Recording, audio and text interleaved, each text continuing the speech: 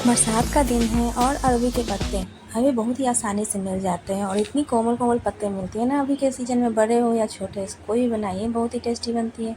तो इसकी बहुत ही तरीके की रेसिपी बनती है। तो मैं एक रेसिपी पहले लेके आई हूँ और पहले से भी लेके मैं रखी हूँ। तो चलिए अब चलते हैं इस रेसिपी की तरफ।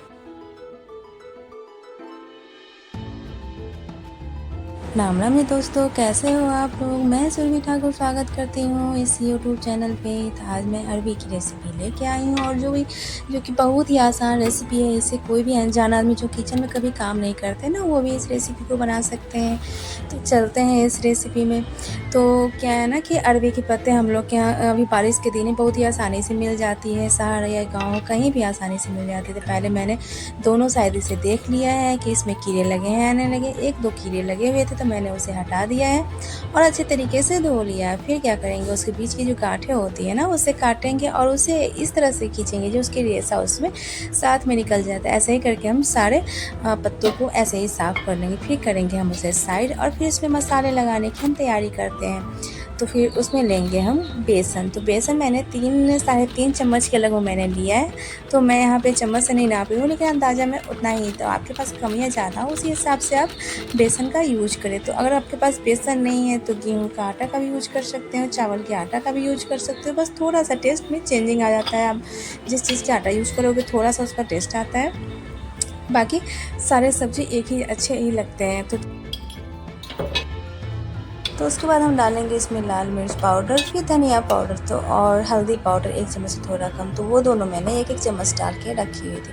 फिर 1 चम्मच में इसमें नमक भी यूज कर रही हूँ। तो आप जितना यूज करें उसके टेस्ट के अकॉर्डिंग इसमें सब कुछ यूज करें। तो 3 से 4 चम्मच में पानी ऐड की हूँ। फिर इसमें मैं सरसों का मसाला पीस के डाली थी, सरसों और प्याज का। तो मैं आज की रेसिपी में लहसुन नहीं डाल रही हूँ, स्किप करती हूँ। आप चाहें तो डाल सकते हैं। फिर इसमें जितने भी मैंने मिक्स किया था ना, इसमें हम इसे अच्छे तरीके से मिक्स कर लिए हैं। और इसमें देख रहे होंगे आप जो मैंने अजवाइन और ना ही जो मंगरेला कलौंजी होती है ना, वो भी मैं यूज नहीं कर रही हूँ। तो आप अगर चाहें तो कर सकते हैं, उससे कोई फ़र्क नहीं पड़ता नहीं है।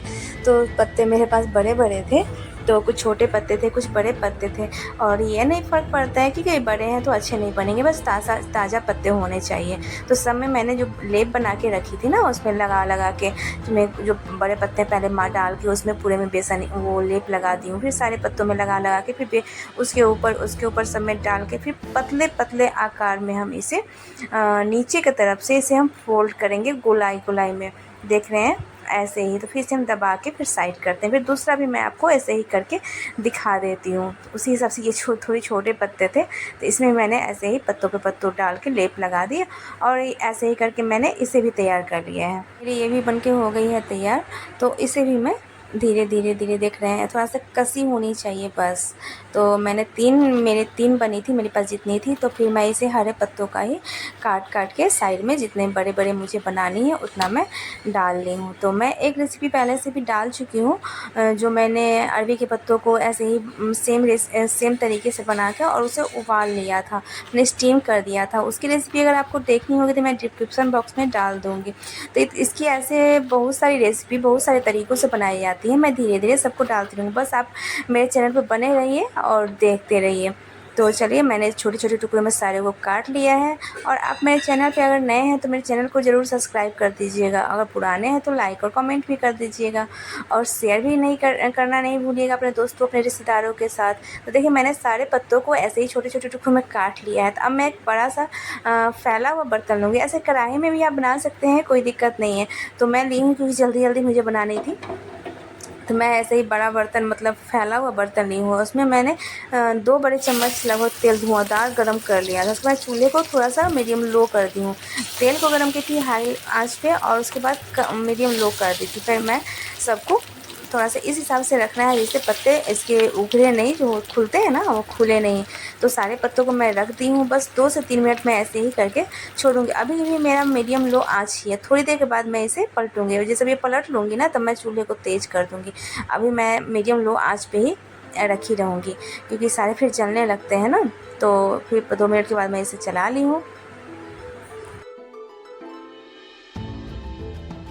उसके बाद 2-3 मिनट बाद चलाने के बाद ना फिर से मैं इसे दोबारा से चला लूँगी, क्योंकि जिधर भी थोड़ी सी कच्ची पहले से बच गई होगी वो थोड़े से क्रिस्पी हो जाए, तो अंदर तक ये पक जाती है। इसी हिसाब से मीडियम लो आँच हम इसीलिए करते हैं ना कि ऊपर से जलने पत्ते बहुत मुलायम होते हैं, ऊपर से जलने लगेंगे, नीचे से कच्ची ही रह जाएगी, फिर बेसन का टेस्ट अजीब आने लगेगा। तो इसलिए हम फिर से इसको पलट देते हैं। जब दोनों साइड हम चेक कर लेंगे कि हो चुकी है, तब इसे हम एक दूसरे बर्तन में ट्रांसफ़र कर लेंगे। तो देखिए अब ये हो चुकी है, थोड़ी थोड़ी तेल फिर से बच गई है। तो फिर मैं जो बाकी का जो बैचेस मेरे तैयार है ना, जो ये काट के मैं रखी हूँ फिर मैं उसे भी डाल दूँगी। पहले मैं इसको निकाल लेती हूँ।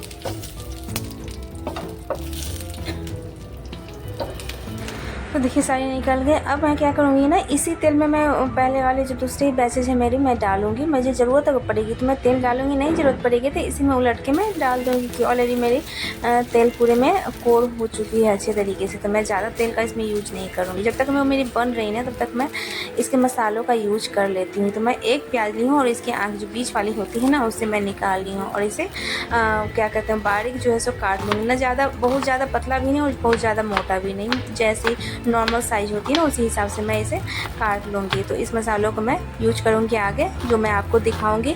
आप बस बने रहिए और कंटिन्यू बस देखिए। और आपको मेरी अच्छी वीडियो लगती है ना तो ज़रूर कमेंट करके बताइएगा कि आप लोग यहाँ इसे अरबी के पत्ते बोलते हैं या फिर कुछ और बोलते हैं ना, आप वो भी हमें बताइएगा। हम लोग तो इसे अरबी के पत्ते ही बोलते हैं और बहुत ही आसानी से हम लोग यहाँ मिल जाती है। इसे मैंने काट लिया है। तब तक देखिए मेरी ये बैचेज हो गई है तैयार। तो ऐसे ही करके मैंने 3 बैचेज में सारे को तैयार करके अलग कर लिया। तो मुझे इस पर तेल डालने की ज़रूरत नहीं पड़ी है। देखिए तो कितनी अच्छी तरीके से ये बन चुकी है। थोड़ा सा ये जो वाइट है ना मेरा बर्तन, इसलिए थोड़ा सा तेल का वो दिख रहा है, ऐसे बाकी जला नहीं था। तो मेरे सारे पत्ते हो गई है तैयार। तो मैं इसी जो पैन है ना, देखिए इतनी सारी पत्ते हो गई हैं। तो मैं क्या करूँगी ना, इसी पैन में मसाले की भी तैयारी कर लेती हूँ। जो इसकी ग्रेवी बनाऊँगी ना उसकी भी तैयारी कर लेती हूँ। तो इस टाइम में मैं भी इसमें भी ज़्यादा मैं मतलब ऑयल यूज़ नहीं कर रही हूँ। तो अभी मैं पहले भी जो फ्राई की थी ना उसमें भी सरसों तेल ही यूज किया था और अभी भी सरसों तेल ही यूज कर रही हूँ। तो आप लोग जो भी तेल यूज करते हो, लेकिन इस सब्ज़ी में ना सरसों का तेल ही अच्छी तरीके से टेस्ट लाता है, बहुत अच्छा तरीक़ा से झांस आती है इसकी। तो अभी इसमें हम कर रहे हैं पंचफोरन बना के खुद से मैंने डाल के रखा हुआ है। तो इसमें मैं अजवाइन, मंगरेल, जीरा, सौंफ और काला सरसों ये सबको मैंने अलग अलग तरीक़े से, और मेथी सब मैंने हाफ टी स्पून के लगभग मैंने डाला है। जब वो भून जाएगी ना तो यहाँ पे मैं एक मतलब हरी मिर्च भी डाल के रखी थी, 1 या 2 जितनी भी तीखी चाहिए। तो जब भून जाएगी वो सब तो मैं प्याज को भी इसमें ऐड कर लेती हूँ। तो मैं इसमें ज़्यादा मसाले भी ज़्यादा प्याज भी यूज़ नहीं कर रही हूँ। तो छोटी सी प्याज मैंने वो सरसों का मसाला जब पीसी हूँ ना तो उसमें मैं मिक्स कर दी हूँ, क्योंकि मैं सिलबट्टे पे बनाई थी इसे, तो इसलिए मैं मतलब बना नहीं पाई हूँ उसका।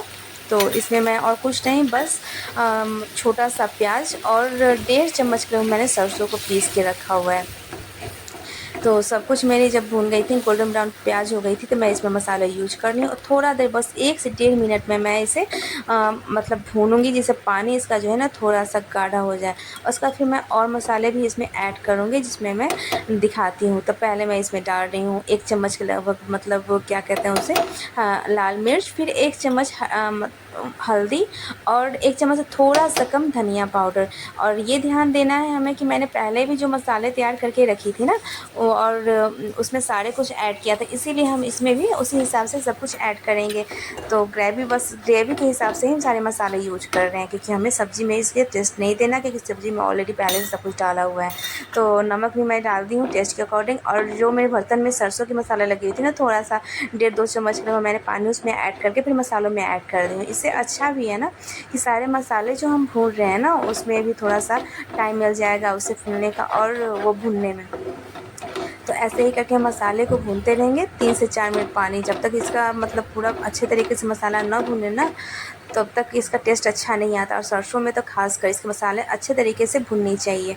तो देखिए हमारी ये भुन चुकी है। अब इसमें हम थोड़ा सा कश्मीरी लाल मिर्च है ना वो ऐड कर रहे हैं, कलर अच्छा आने के लिए।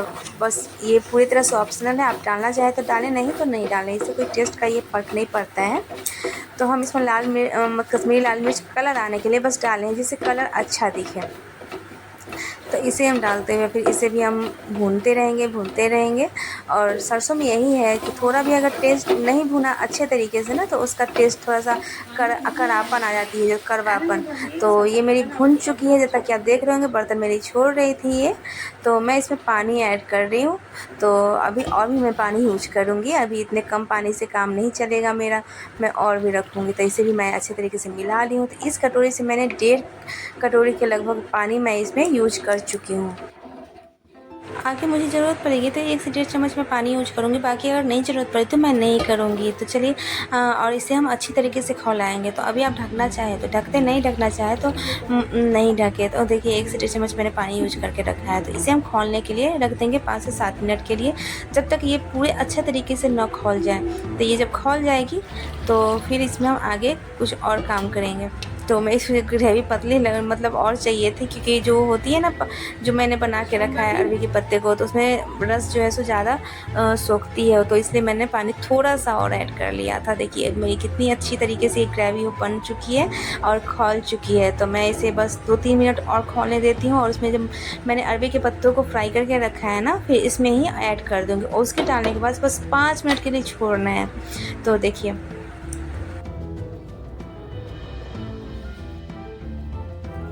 अब 2 से 3 मिनट हो गए हैं। तो हमारे बर्तन पहले हुए मैंने इसीलिए लिया है, इसीलिए मैं बोलती हूँ कि मेरी कंटिन्यू वीडियो आप देखिए, आगे आगे क्या क्या मैं करती हूँ वो आप देखते रहिए।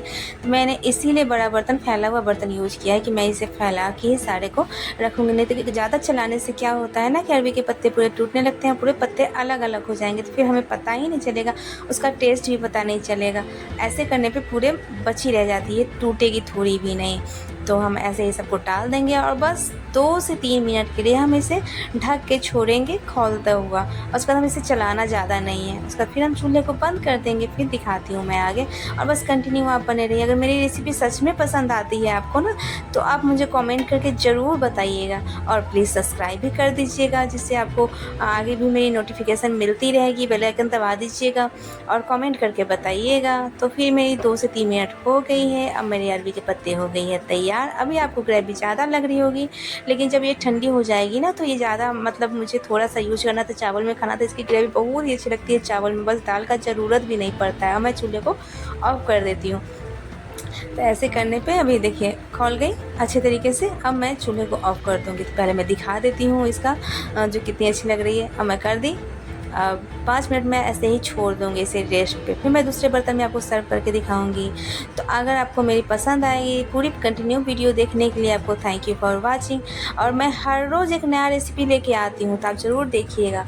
तो फिर मिलते हैं एक नए रेसिपी के साथ, तब तक के लिए बाय बाय।